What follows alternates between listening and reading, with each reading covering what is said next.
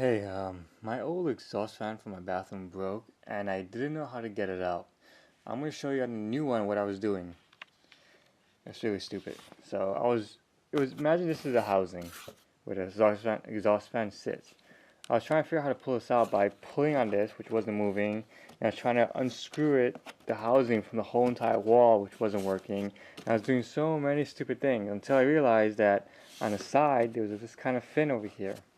So what I did was I took a screwdriver, flathead, and then I put it on the side in there. I was able to click it out, and then the exhaust fan came out sideways, and I pulled it like that. I pulled it down, and it came out like that sideways. Took it out, and then the way to put a new one in is just gotta put it in sideways like this. So these two fans over here go into a hole in the wall, and pop it down. Then it'll be nice and snug. It took me about an hour to figure that out. 1 hour.